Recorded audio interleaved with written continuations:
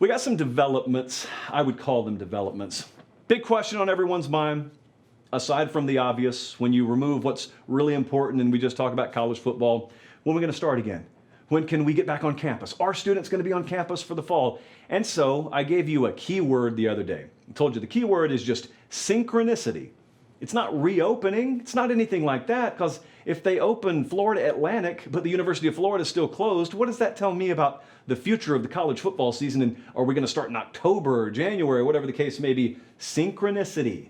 That was going to be the key. And the big question is this a situation where it's got to be all or none?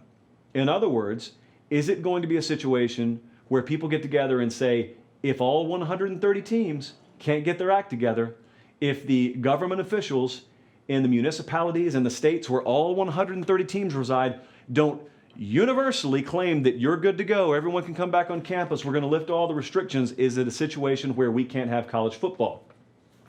Well, at the time, no one was ready to answer the question, nor did they need to. Now we creep a few weeks down the road. As I told you, a long time to kick off. A lot of stuff's going to change. Things could come along in the medicine front that we don't know about. Things could come along in data that we couldn't have expected, or maybe it just takes some time to provide context with. Well, now we get a little bit more time removed from when this initially started, and now some people start going on the record. So now remember how this started from a college perspective. It was NCAA tournament time. You remember, painfully. And all of a sudden, NCAA tournament's gone after the conference tournaments are gone. But the point I want you to remember, as I told you at the time, is the way that this was shut down is not the way it's going to be reopened. I think that's obvious. But in a collegiate context, the way that things were shut down was largely from an NCAA level. Because the NCAA tournament, whether you're talking about the SEC tournament or the ACC tournament, it all bleeds up into the NCAA tournament. So that was an NCAA deal.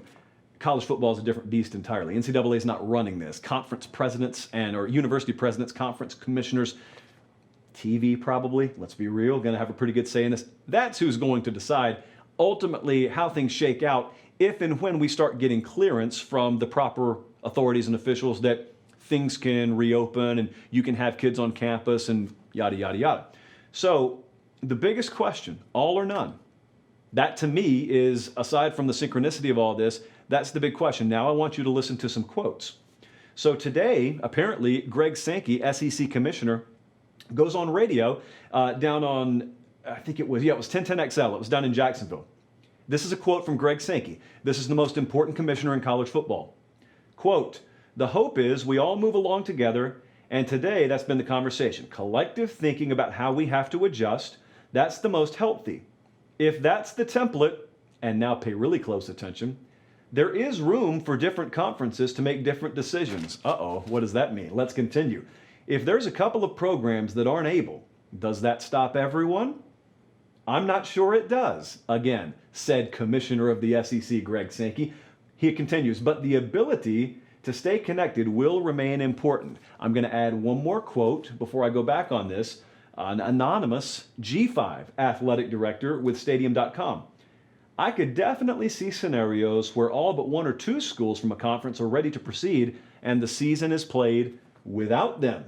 I think the group of five will follow the Power Five's lead, and the Power Five conferences will defer to TV networks to determine which schedule is preferable." Now we start to get a little more context, and I want you to remember the words I said when I came on air. Welcome to Late Kick Live. It is April 30th, the year of our Lord 2020. We would have just been coming out of spring ball wrapping up. We would have had all of May and all of June and then half of July before we had media days. And then we would finish July and get into August before we even opened fall camp. There's still, my point being, a long time for things to be sorted out. We had and have had over the past 48 to 72 hours a number of universities go on record as saying, as of now, we plan on kids being on campus for the start of fall semester. I understand there's some underlying factors that are financial in nature that go behind those announcements. But still, the announcements are being made.